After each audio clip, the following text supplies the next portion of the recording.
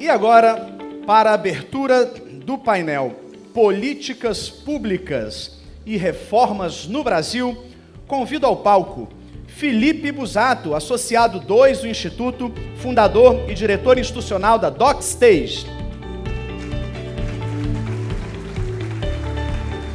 Marcos Lisboa, doutor em Economia pela Universidade da Pensilvânia, foi secretário de Política Econômica, presidente do IRB-BR, vice-presidente do Itaú Unibanco e presidente do INSPER. Atualmente é sócio-diretor da Gibraltar Consulting. E Marcos Mendes, doutor em Economia pela USP, é servidor de carreira desde 1995. Atualmente está no INSPER como pesquisador associado em políticas públicas.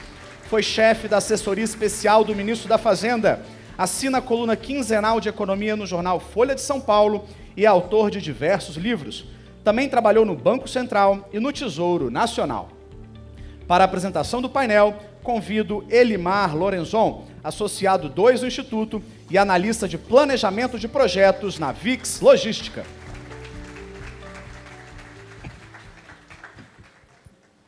É difícil imaginar uma forma mais perigosa de tomar decisões do que deixá-la nas mãos de pessoas que não pagarão o preço por estarem erradas. Com essa frase, o economista Thomas Sowell nos dá um alerta importante. Tomar decisões certas, de fato, é um desafio para todos. Mas parece que o governo se aproveita desse desafio para centralizar decisões e escolhas que deveriam ser nossas. Estamos cheios de leis, programas, políticas que prometem soluções rápidas e fáceis para problemas complexos. Problemas que não se resolvem com base numa canetada. Fácil é cobrar imposto, aumentar a carga tributária ou inchar a máquina pública. Difícil mesmo é assumir que precisamos de verdadeiras reformas. Reforma administrativa, política, tributária. Reforma da Previdência, que é compulsória, ineficaz e deficitária em mais de 250 bilhões de reais. Isso é quase 4% do nosso PIB. A verdade é que o Brasil tem um potencial enorme. Somos gigantes. Estamos entre as 10 maiores populações, territórios e economias. Mas temos um longo dever de casa a ser feito. O governo ainda comemora quando programas sociais como Bolsa Família atingem recorde no número de pessoas atendidas. Quando foi criado, o programa tinha menos de 4 milhões de famílias cadastradas. Hoje esse número já supera a casa dos 20, um crescimento de 5 vezes. Efetivamente, a cada 4 brasileiros, 1 é beneficiário do programa. Mas será que esse deveria ser o verdadeiro objetivo de uma política pública? O sucesso de um programa social é medido pela quantidade de pessoas que entram ou pelo número de pessoas que se tornam independentes dele? O que vemos hoje em dia é justamente uma realidade perigosa e uma dependência. Dos 26 estados do nosso país, 13 têm mais beneficiários de programas sociais do que trabalhadores com carteira assinada. Enquanto essa for a realidade do nosso país, o sonho de viver uma nação próspera continua no papel. E como já dizia o economista Milton Friedman, nada é tão permanente quanto um programa provisório do governo. E se quisermos mudar essa realidade, precisamos de coragem para fazer o necessário. E essa discussão, ela começa aqui e agora com todos nós.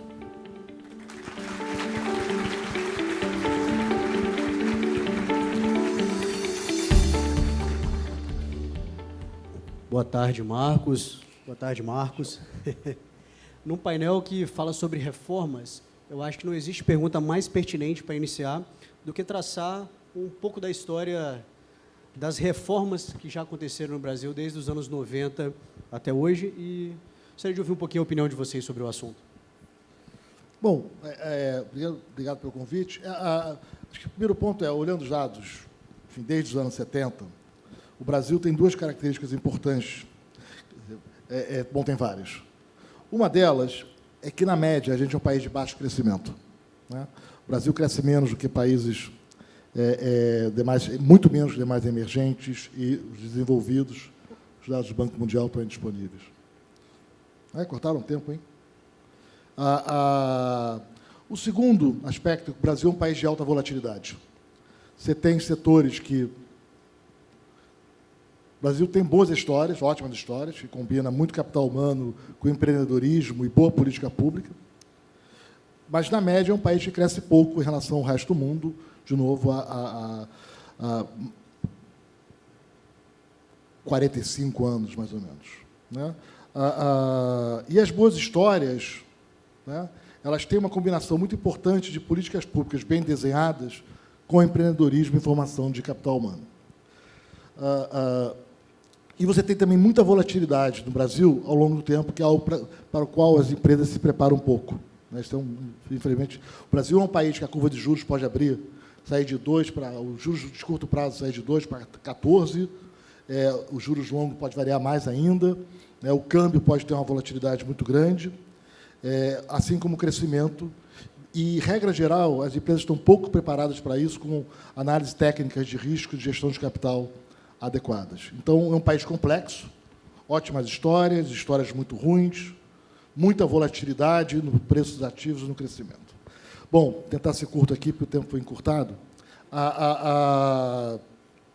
Reformas. Né? Aí eu vou fazer um contraponto, eu acho que é um equívoco tanto do discurso da direita quanto da esquerda no Brasil.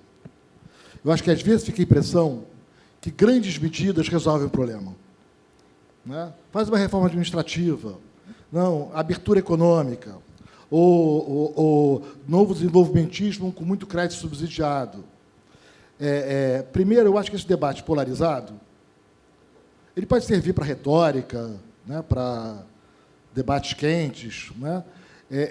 Mas, do ponto de vista da gestão da economia, do debate técnico, ele mais atrapalha do que ajuda. Eu me lembro quando eu vi a medida da liberdade econômica, eu falei, gente, isso aqui não serve para nada. Você não faz política econômica ou medida relevante com grandes princípios. Se você não conhece o tema na profundidade, não imagina que vai ter uma reforma administrativa que vai resolver a ineficiência do Estado brasileiro. Política econômica, debate de verdade, enfrentar problema, tem muita técnica. E eu vejo que é um debate que, com frequência, não conhece a técnica. Só a palavra de ordem. Isso vale no Brasil para a esquerda e para a direita. E aí eu acho que a gente meio patina no Brasil, e isso contribui para a alta volatilidade. Você fica em extremos de medidas que prometem muito, entregam pouco, são tecnicamente mal desenhadas e, com frequência, com efeito contrário aos pretendidos. Eu acho que, infelizmente, a pandemia mostrou isso, como, mesmo nas elites, o conhecimento de ciência é limitado. As pessoas não sabem separar o que é um texto científico, que nada tem a ver com a verdade, do que é um proselitismo de uma análise descuidada dos dados e 7 palavras de ordem. E a gente traduz isso hoje. É engraçado, quem criticava o governo anterior pelo desconhecimento de ciência no cuidado da pandemia, lá do outro lado do balcão e fazendo os mesmos equívocos na política econômica. Então, eu acho que, se a gente quer, de fato, entrar, eu acho que tem que sair mais desses discursos genéricos, de frases de efeito, e, de fato, querer discutir com profundidade os problemas que afetam o país, porque tem muita oportunidade, mas aí requer trabalho de verdade. Bom, obrigado pelo convite também. Se a gente está falando de reformas, é porque a gente precisa mudar alguma coisa que não está funcionando bem, né? E o que é o nosso modelo? Nosso modelo foi criado, basicamente, mais recente, pela Constituição de 88. Né? A Constituição de 88 ela foi uma construção política pós-ditadura, que você saía de uma situação em que a sociedade era muito desigual, ainda é muito desigual, né? E você tinha um potencial de conflito muito grande. Então, a Constituição de 88 foi mais ou menos um contrato em que se decidiu que o Estado brasileiro ia ser o locus onde você ia resolver o conflito distributivo. Então, no Estado brasileiro, você ia atender a todos, a todas as demandas. Então, aqueles empresários, aquelas empresas, aqueles grupos que, durante a ditadura, tinham uma série de subsídios, proteção comercial, etc., conseguiram, durante a democracia, na transição para a democracia, conseguiram manter isso e até ampliar, né?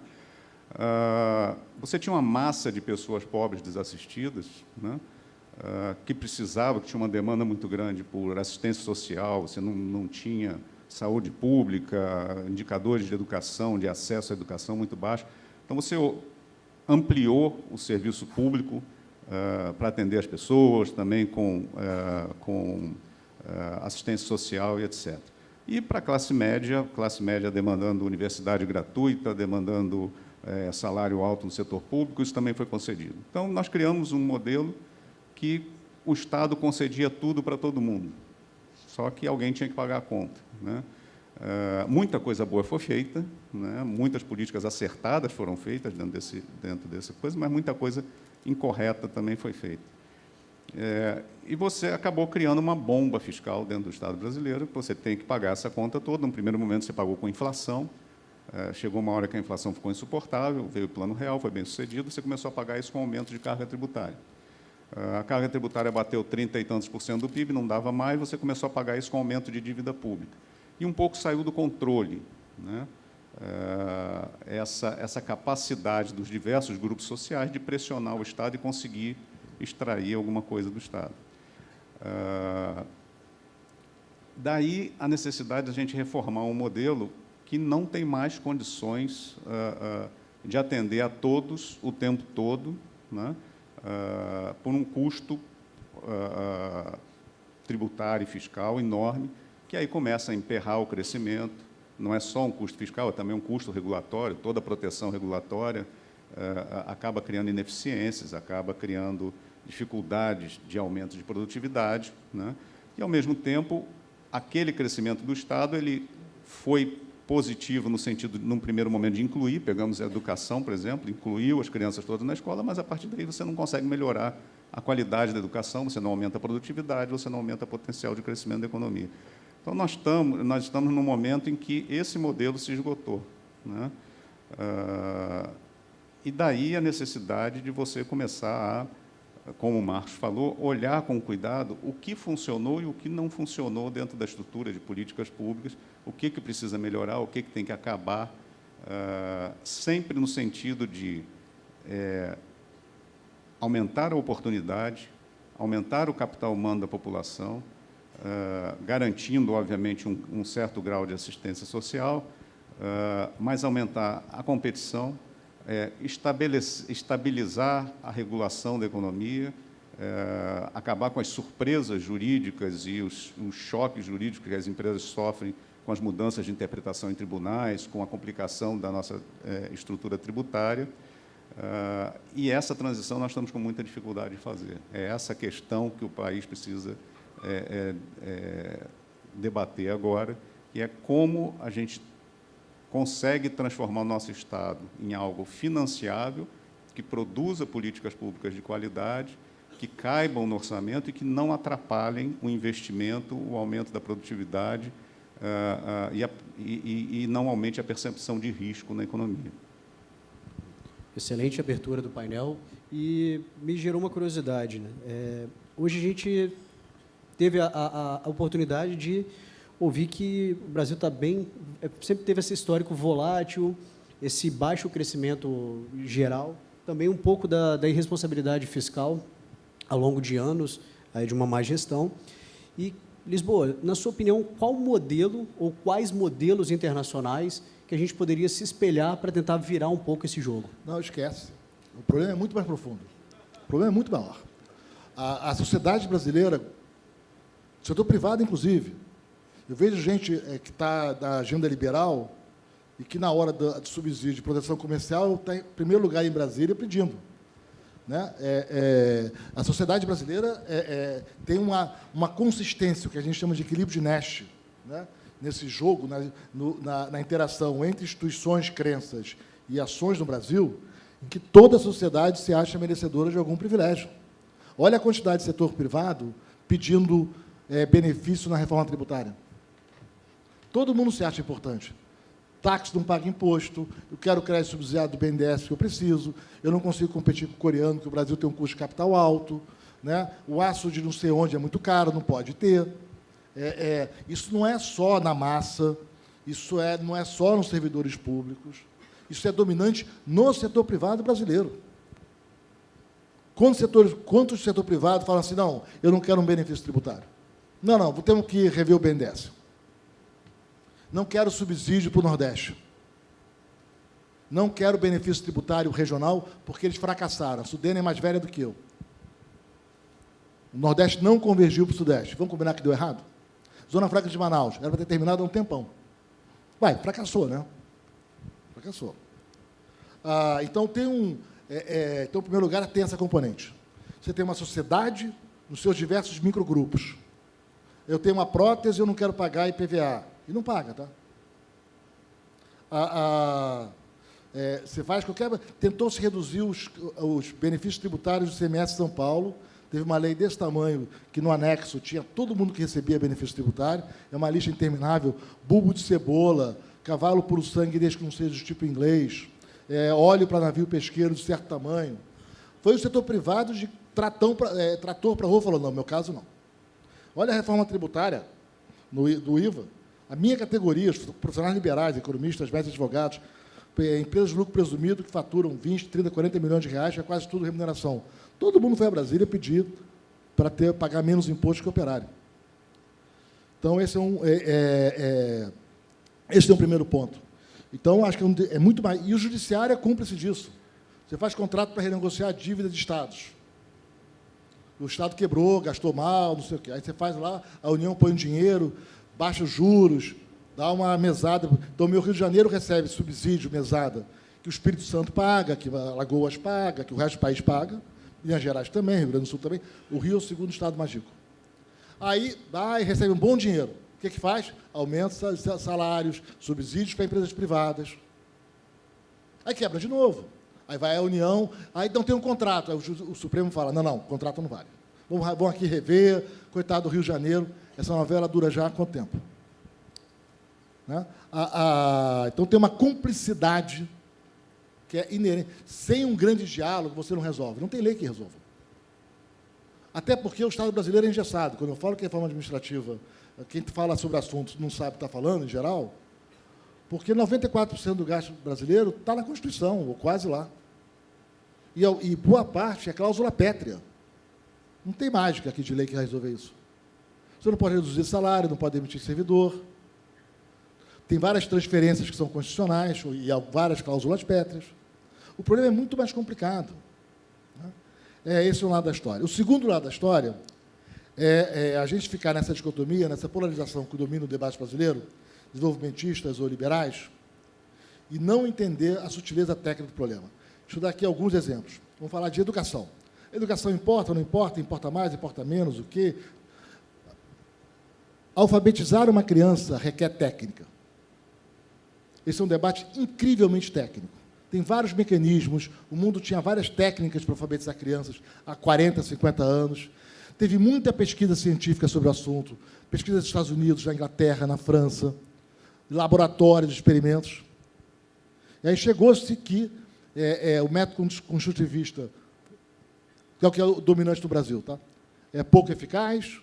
Tem o método fônico se divide em 3 subgrupos, tem um deles que é o que mais eficaz, e vários países do mundo fizeram suas revoluções em alfabetização para adotar esse método. No Brasil, é quase crime de honra você falar no método fônico, quanto mais entrar nessa sutileza técnica. Não é assim que se ensina, não é assim que se faz. A gente tem 75% das crianças no terceiro ano, aparentemente sabem ler, mas saber ler não é saber ler, é conseguir ler 4 frases e entender coisas muito elementares. Você mede letramento no 5º ano, que é conseguir ler meia página de um texto muito simples, entender causalidade, saber separar fato de opinião, só 50% sabe. A gente tem um dos piores resultados possíveis em alfabetização, no sentido mais amplo. Nossas notas do PISA demonstram isso. E a gente não consegue entrar no debate técnico sobre como melhorar a gestão da educação. Então, acho que a gente tem que dar um passo além no debate público brasileiro, que é sair dessa aparente grande de modelos e, de fato, ir problema a problema. Qual é a evidência internacional como tratar aquele problema? Qual é a regulação daquele problema específico? Mercado de crédito, como é que funciona? Como é que funciona a lei de falências? Tem evidência empírica sobre o assunto? E sair um pouco, porque essa polarização, ela impede... Primeiro, ela fica num debate muito superficial. Segundo, ela impede, de fato, de tratar o problema. A gente acha que faz uma lei, como foi o caso da liberdade econômica, bom, e aí? Ou vai botar dinheiro no BNDES, como a gente já fez várias vezes, ou mais dinheiro para o desenvolvimento regional, bom, e aí? Né? E a gente, para concluir, tem ótimas histórias no Brasil, de muito sucesso, quando a gente conhece o detalhe. O agronegócio não é uma mágica. Você teve um mega investimento em capital humano. A Embrapa mandou, tinha um diagnóstico claro, terra no centro-oeste é pobre em nutrientes, ela é ácida, tem um problema que as culturas foram desenvolvidas para a zona temperada, não para a zona tropical. O Brasil foi o primeiro país do mundo a domesticar as plantas, várias culturas. Formaram 2.000 pessoas, muito capital, nas melhores universidades do mundo, deram um problema para resolver. Foram anos e anos de tecnologia, de gente, de investimento em ciência e tecnologia, com o apoio do Estado e com o empreendedorismo privado. Ah, quem quebrou, quebrou. A empresa privada que quebra tem que quebrar. Não tem que pedir favor do judiciário para não quebrar, que é o que acontece no Brasil. Se você quer capitalismo que funciona, tem que deixar o mercado funcionar. E se você fracassou, quebra. Né? A revolução do agronegócio é isso. Nosso agronegócio, a produtividade cresce 3% ao ano, o Brasil virou líder em várias culturas, é fundamental para ter resolvido a restrição externa brasileira, com boa política pública combinada com bom empreendedorismo, com muita tecnologia, muito capital humano, né? E mercado de fato funcionando, que é o contrário do que a gente vê em vários outros setores da economia, que quando as coisas estão bem, nós somos liberais, quando as coisas estão mal, pô, cuida de mim aí, eu sou importante, eu não posso quebrar.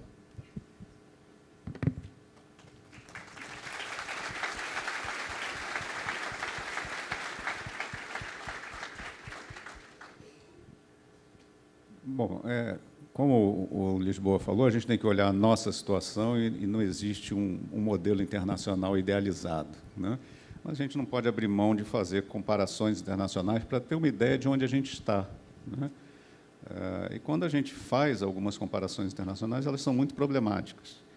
Quando você vai olhar a educação, por exemplo, a educação pública, a relação custo-retorno, a gente está cansado de ouvir dizer que precisa colocar mais dinheiro em educação, que o Brasil gasta pouco em educação. Você pega países que gastam mais ou menos a mesma coisa que o Brasil e as notas no PISA são muito mais altas. Então, tem alguma coisa, essa comparação internacional serve para a gente dizer que tem alguma coisa na nossa tecnologia de educar aqui que não está funcionando, né? Quando a gente vai olhar para as finanças públicas, é importante fazer a comparação internacional também para nos situarmos. Por exemplo, estamos assistindo agora o fenômeno do grande crescimento das emendas parlamentares ao orçamento.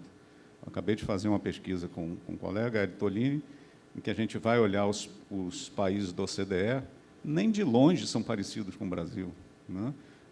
O argumento que se usa aqui no Brasil é de que o orçamento pertence ao legislativo e, portanto, as emendas são a coisa mais natural do mundo. Você vai olhar o que é a participação do legislativo no orçamento nos países com as melhores práticas.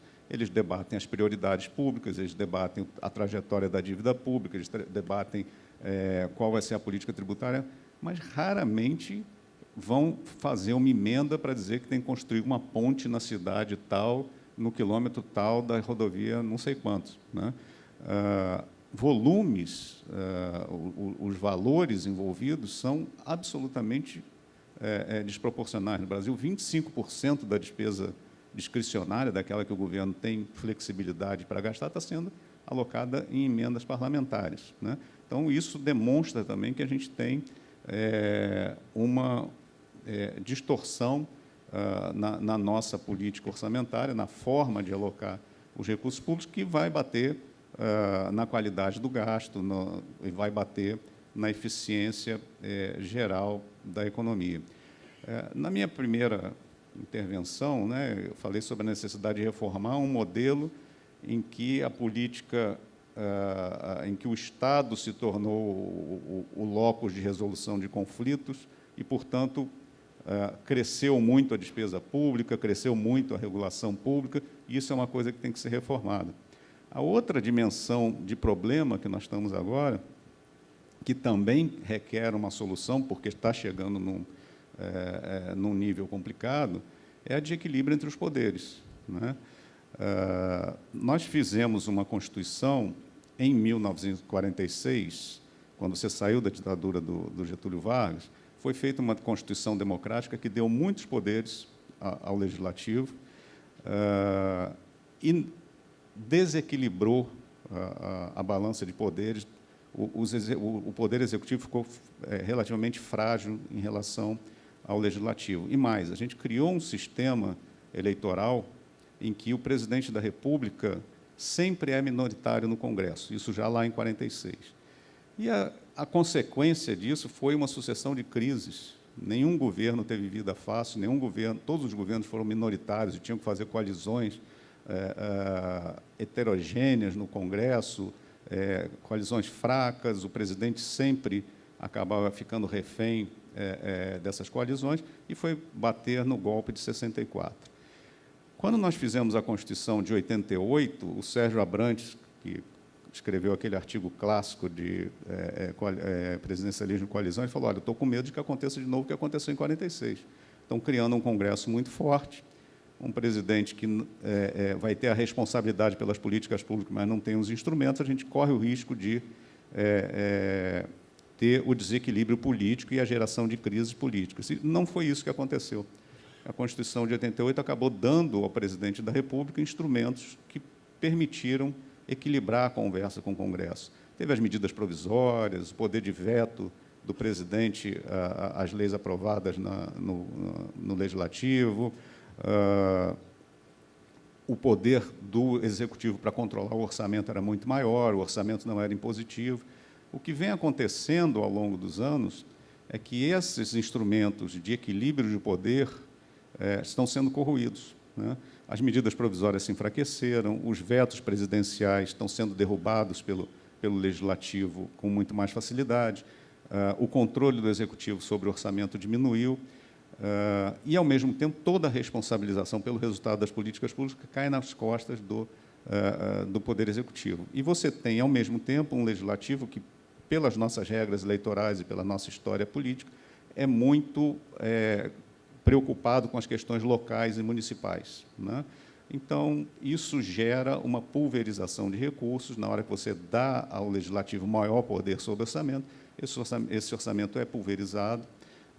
Ao mesmo tempo, nós temos uma outra característica do Legislativo, que é ser muito permeável a grupos de pressão. Então, isso também gera muita legislação e regulação econômica distorcida, que acaba atrapalhando o crescimento econômico.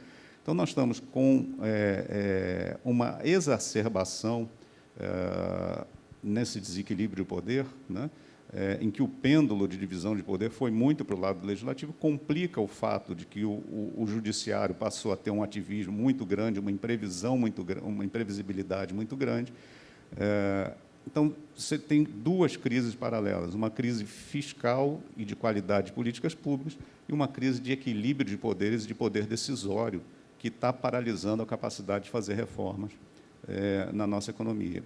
Essa é a grande interrogação, qual vai ser a equação que vai nos permitir superar essas duas dificuldades. Não, eu quero complementar uns aspectos do Marcos, porque, quando eu falo do desprezo pelos detalhes, é isso. O tema das emendas começou há 10 anos atrás. E a mudança das regras das MPs é 20. Nós dois ficamos particularmente preocupados desde o começo, né? Eu não achei que ia ficar tão ruim quanto ficou. Eu estava muito preocupado em 2015, 2016, escrevendo sobre o assunto. E a gente achou que não era um tema. E aí você cria um problema de coordenação da intervenção da política do setor público, que não é a questão de ter uma ideia. Não adianta ter ideia. Porque toda a implementação, a governança está toda fragmentada, está muito mais difícil você implementar, e está muito mais sujeito a interesses pequenos, né, distorcerem inteiramente. A gente está vendo o que está acontecendo com a reforma tributária, uma pena. Uma pena. A reforma tributária era ótima, muito bem desenhada tecnicamente. Era a reforma tributária, enfim, é o modelo que... Bom, em micro 1, a gente peça para os alunos dar exercício, eles vão chegar nesse modelo como o melhor para o país. Né?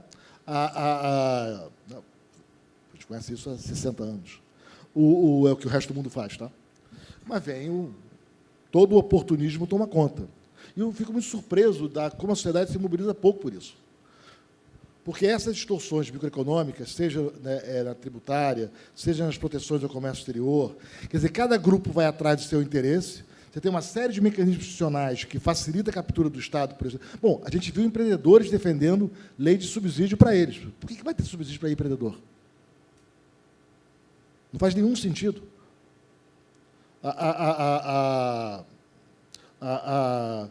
Esse conjunto de distorções setoriais explica mais educação, explica quase todo o nosso atraso. Muita pesquisa com dados de painel, muita evidência empírica, tem 30, 40 anos aí de trabalhos muito cuidadosos para entender por que os países são pobres. Eu vi aqui o título. Tá? Eu não estou falando do Acemoglu, porque ele é muito mais os modelos teóricos, que é a grande área dele, não é? E contar histórias de outras pesquisas, é isso que ele faz. Eu estou falando das outras pesquisas. Quem olha dado com cuidado, quem faz teste empírico com cuidado, muito debate. As razões do atraso são essas. Agora, isso não é porque o Estado tem uma má vontade, porque o Legislativo não funciona, não.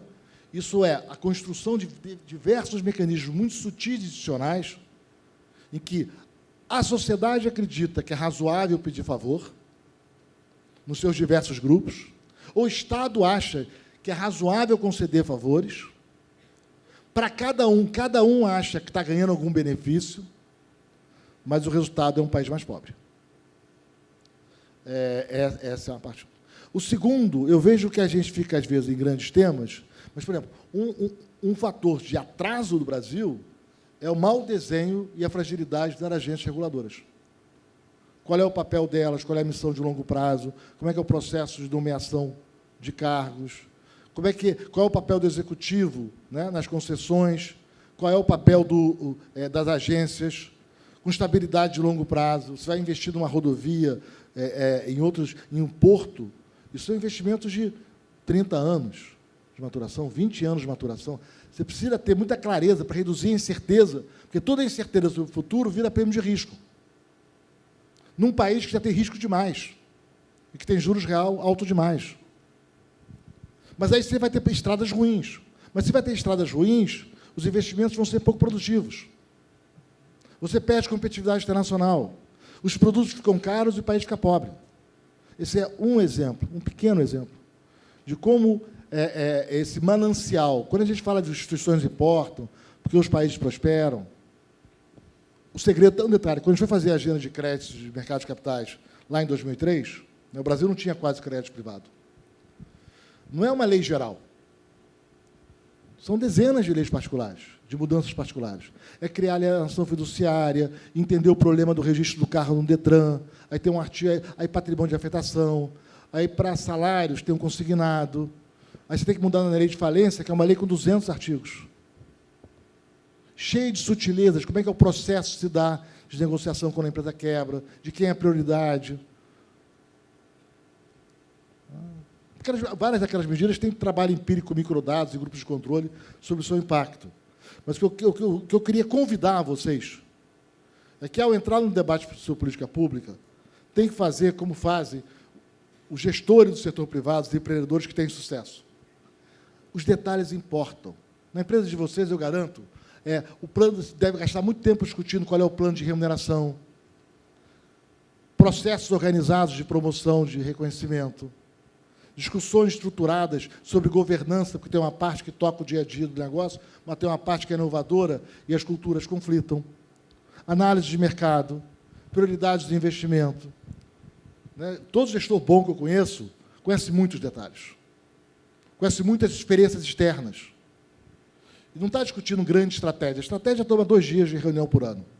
O resto do dia é cuidar do dia a dia, com profundidade, sabendo que pode ter erro, mecanismos ágeis para corrigir erros. E aí o que eu convido a vocês, que têm tanta preocupação com o debate público, vamos ter, na discussão sobre política pública, o mesmo compromisso de entender, porque senão a gente não vai enfrentar os problemas. As soluções vão frustrar a gente, como foi no caso da última reforma da Previdência, como eu temo será o caso da reforma tributária, como foi o caso da medida da liberdade econômica. Não são grandes temas. O segredo está nos detalhes. E aí, para concluir, tem que ter uma grande conversa no país. Não adianta você aprovar uma boa reforma trabalhista, não é ótima, boa, e o judiciário falar, não vale. Ah, isso aqui não vale. Como assim? Quem é o poder eleito? Como não vale com base em quê? Numa opinião pessoal? Não adianta você fazer uma ótima reforma tributária e amanhã a Receita fala assim, não, eu discordo dessa interpretação. Que acontece com muita frequência, tá? Tem muito trabalho documentando isso. PLR, um tema que deve ser comum, todo mundo deve conhecer.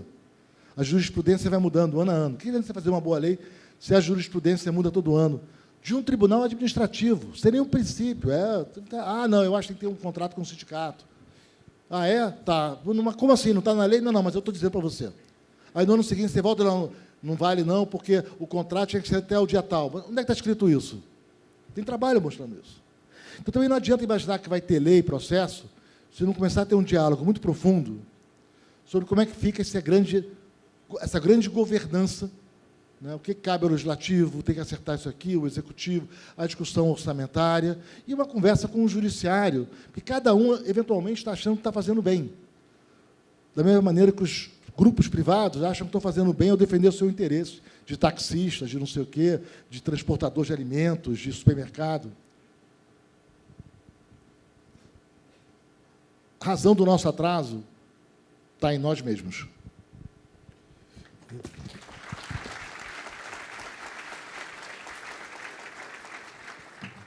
O grande dilema, Marcos, acho que na opinião de quase todos, é como é que você concilia, porque, de fato, esses incentivos fiscais, esse manicômio tributário que a gente vive, esse ativismo judicial, principalmente do Supremo, como é que a gente, na prática, concilia a conversa numa sociedade civil com os poderes para que a gente equilibre aí da melhor forma essa balança para o futuro? Mas eu quero só tirar, porque assim, isso eu enfatizo, o problema é geral.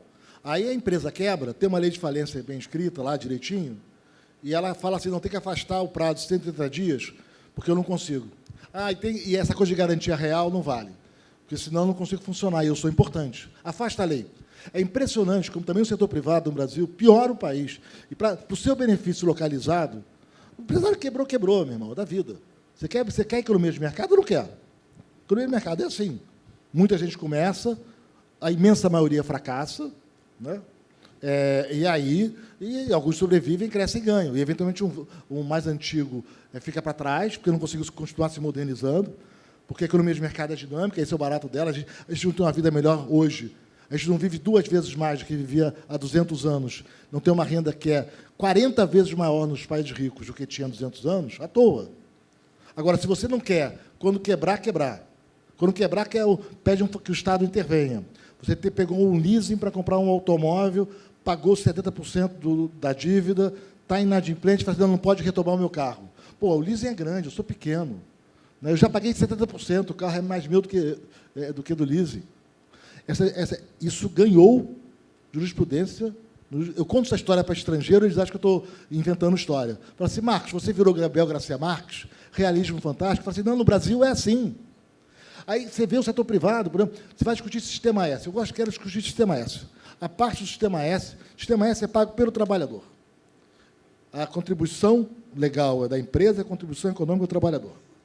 Um pedaço grande vai para confederações, federações, setor privado, que são monopólios que representam os empresários. Que tal o trabalhador pagar um tributo que não passa pelo governo e vai para um sindicato empresarial que vai disputar os temas com os trabalhadores? Bacana isso, né? Bacana, né? Estou fazendo sindicato com monopólio, com dinheiro de você, com quem eu tenho conflito. Então, acho que assim, se a gente quer, de fato, enfrentar os temas, vamos enfrentar de verdade, vamos defender um IVA que seja um IVA igual para todo mundo, economista não pode ter benefício, médico não pode ter benefício, não deveria ter simples. Não deveria. Não tem simples em outros países do mundo, um sistema privilegiado dessa magnitude. Agora, no Brasil, a gente tem muita mania de botar a culpa no outro. Esquece de ver quanto a culpa é nossa e tomar atitudes. Se a gente quer pensar no país, vamos tentar começar esse exercício quase impossível, que é começar a defender ideias que sejam boas para o país, apesar de serem contrários aos seus interesses oportunistas de curto prazo. Excelente.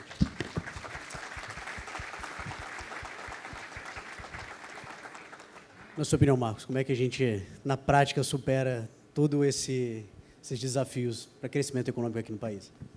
Falar depois do Marcos é difícil, né?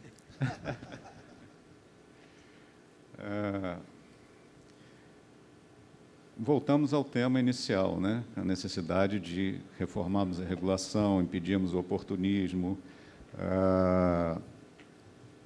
termos uma regulação igualitária para todo mundo. E aí a gente tem uma dificuldade, né?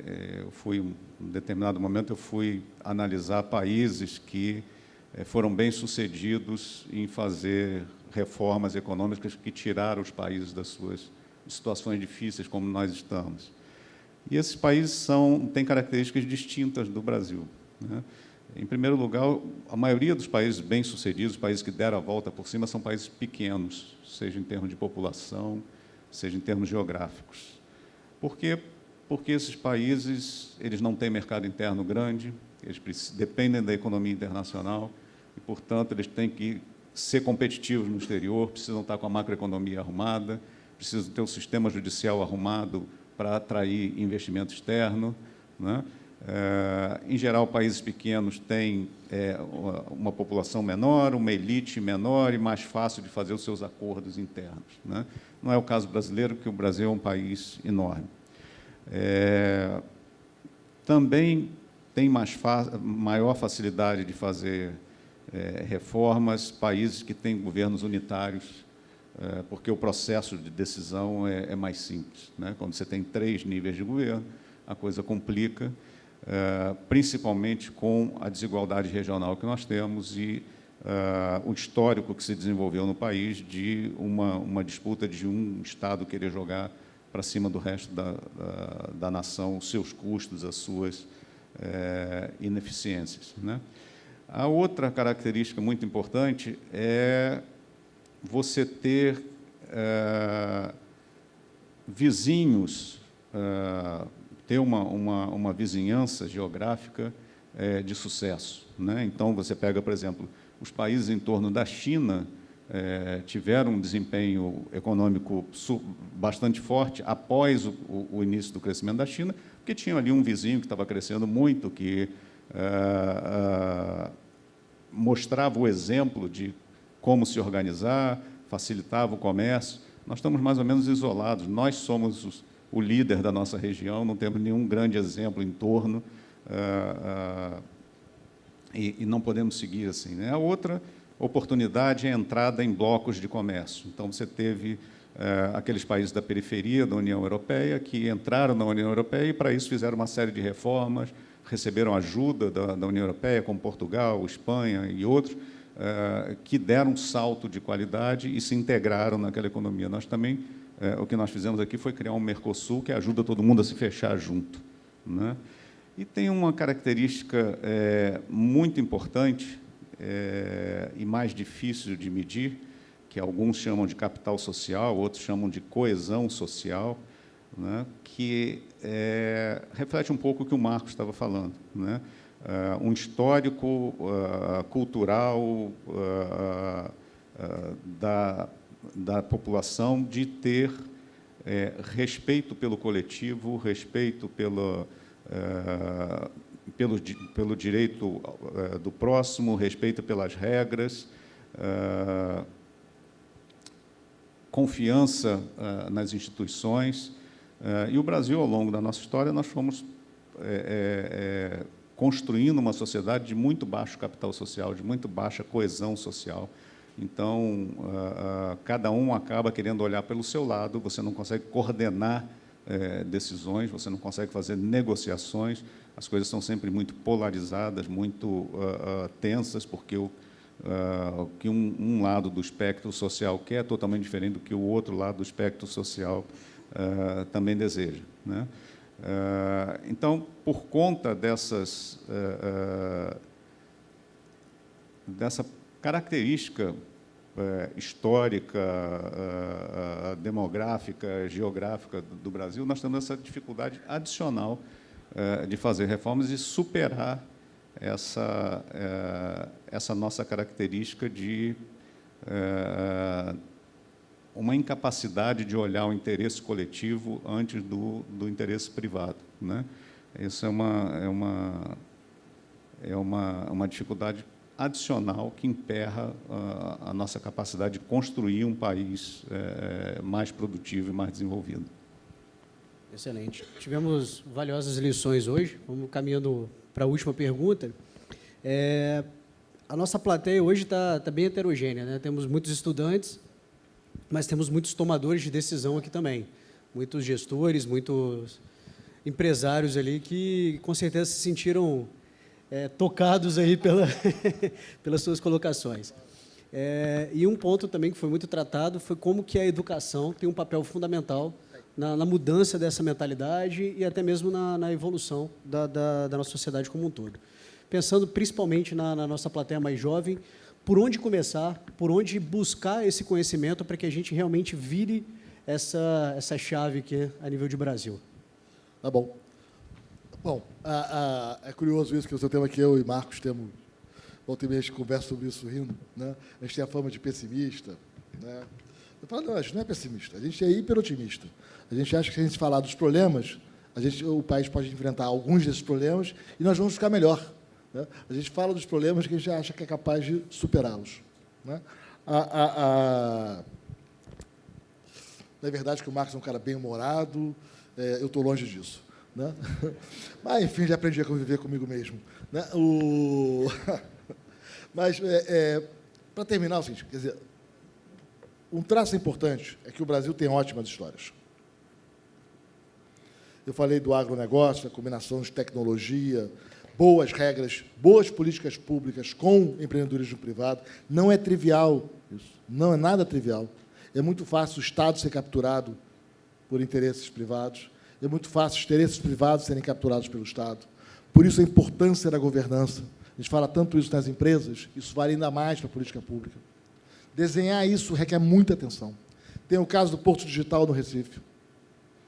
De novo, muito capital humano. Uma universidade de primeira nessa área. Uma grande governança envolvendo Estado, município, Ministério Público, patrimônio, uma área degradada da parte mais antiga do Recife, mais linda. Mas, de novo, capital humano precede sempre. Cheio de detalhes e está um sucesso. Aquela área está há 20 anos de trabalho, 17 mil pessoas empregadas, empresas inovadoras, tecnologia de frente, muita integração com o mundo na área de isolar. A saúde da USP é igual. A educação tem técnica. Educação não é professor na sala de aula discursando. Tem técnica para garantir que nenhum aluno fique para trás, para desenvolver a competência. A maneira de desenvolver a competência é muito peculiar. A integração, o desenho dos programas. A gente faz muito mal a educação no Brasil, inclusive nas escolas privadas de elite. A gente está muito atrasado nisso. E tem muita experiência boa lá e tem muita pesquisa. Mas tem algumas experiências bem-sucedidas no Brasil. O Ceará, tira Fortaleza, tem casos incríveis de sucesso da alfabetização. Números que você fala assim, como é que é? Outras cidades do Brasil, do Norte, também tem. Tá? Vocês vão ficar surpresos com quem faz isso bem feito. De novo, 20 anos de trabalho. Tá? Goiás tem boa educação, em vários aspectos. Vocês aqui pegaram o que os demais estados fizeram melhor. Pernambuco, o ensino integral, deu um salto grande. E estão fazendo um ótimo trabalho nesses últimos 20 anos. E vocês têm uma história que é uma história que tem que ser celebrada. O Espírito Santo, do fim dos anos 80 começo dos anos 90, é de uma crise monumental. Tudo que a gente falou aqui estava ampliada nesse Estado. Muita incompetência na gestão, desequilíbrio fiscal, né? Uma captura pela Assembleia da política pública. Foi igualzinho. Quem mandava aqui era a Assembleia, muita corrupção. uma relação toda torta com o setor privado, um Estado decadente, né? Uma má relação com a política. Foi uma situação assustadora. Eu lembro quando eu cheguei no governo em 2003, o tema é como é que tira o Espírito Santo dali. Como é que tira? Meses de atraso da folha de pagamento, e como é que lida com a corrupção, pô? E na Assembleia, liderando. E teve um esforço de mobilização da sociedade civil, com o apoio do governo federal, envolvia empresários, envolvia um bispo, tinha lá um apoio grande do governo Fernando Henrique, e lideranças locais se organizaram coletivamente, e foi impressionante o que o Estado fez. Conseguiram combater a corrupção, gente foi para a cadeia, conseguiram arrumar as políticas públicas, limpar as contas públicas, melhorar a gestão diária. E o salto qualitativo do Espírito Santo, nesses 20 anos, e, na verdade, num processo que começou 10 anos antes, com o Espírito Santo em ação, e tem essa história linda a ser contada, né? E que dá para fazer, mas requer o espírito público, o espírito comum, enfrentar os problemas de longo prazo, né? Construir, né? De fato, pensando no futuro, no ambiente coletivo, para o bem comum, e enfrentar os temas difíceis que envolviam todos os órgãos de poder. Vocês têm uma história linda de sucesso. Tem esperança. Obrigado.